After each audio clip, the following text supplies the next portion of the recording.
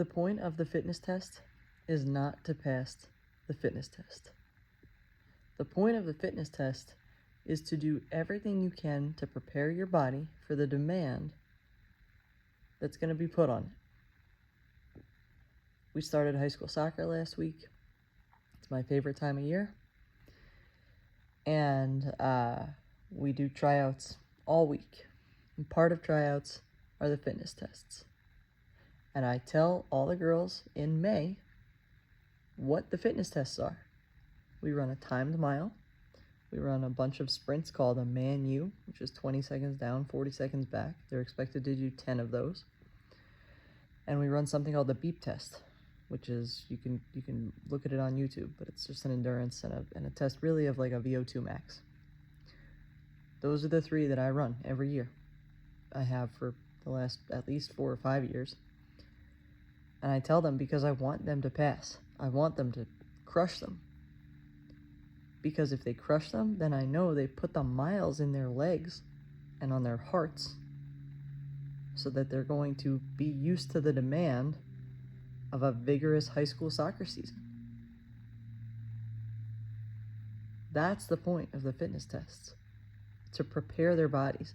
Then, come the day of the fitness test, I learn a couple things about them. Number 1, have they prepared? Number 2, how are they handling it mentally?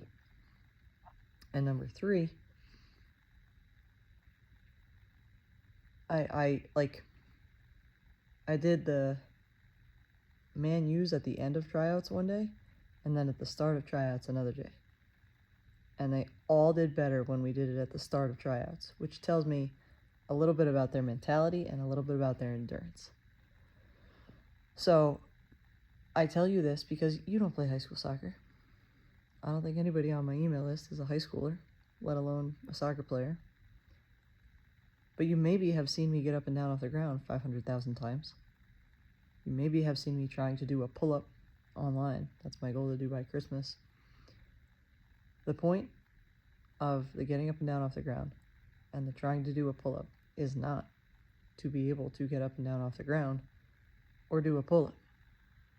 The point is to build my body to a place where when life demands something of me, I can produce. I can handle it. I can say physically and mentally, I've done this before, it's no big deal. And if I can do that in my 30s and my 40s and my 50s and my 60s, now my 70s, 80s, and 90s look and feel a lot different than if I didn't prepare. And there are so many reasons and benefits to move my body and challenge it, least of which is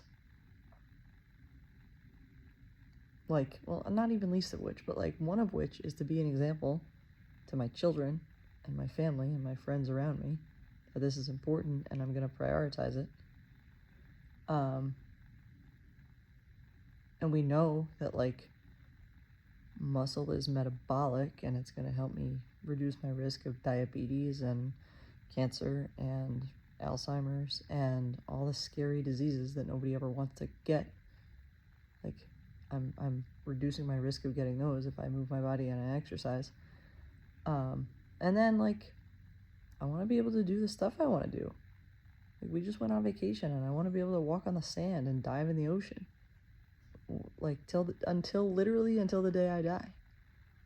And the other thing all of that does is, I say this to patients all the time, the more prepared you are for, heaven forbid, something terrible happens, right? You have a stroke, you get hit by a car, there's a neurological accident, whatever it is, heaven forbid, the better shape you're in going into something like that, the better your outcomes are when you come out of it.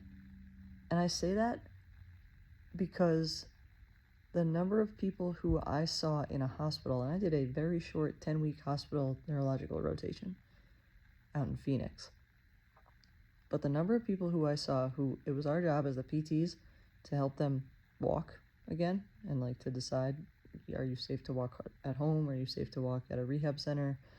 Can we discharge you from the hospital? Nobody wants to walk around without pants on. So everybody's seen those hospital gowns that your butt's hanging out in the back.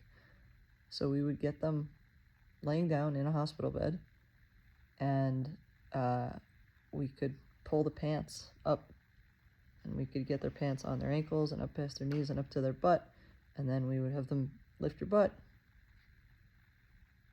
And the number of people who could not lift their butt, and believe me, there's a ton of reasons they might not be able to lift their butt. Most of these people had just come out of like a pretty major surgery, but they couldn't lift their butt. And some were like significantly heavy and overweight. Some maybe had never done that motion before, so their body had to learn it while it was in this like acute kind of flared up stage. Some had like significant spine surgeries and were really afraid to do that motion, even though we told them it was safe to do. But like those who were in pretty good shape and heaven forbid had a stroke when we said lift your butt, two things happened. They most of the time could lift their butt, and if they couldn't, they had built their brains to a place where they said, I can do hard stuff and I might need help, but I'm gonna do it, damn it. And they did. And they worked hard with us after that.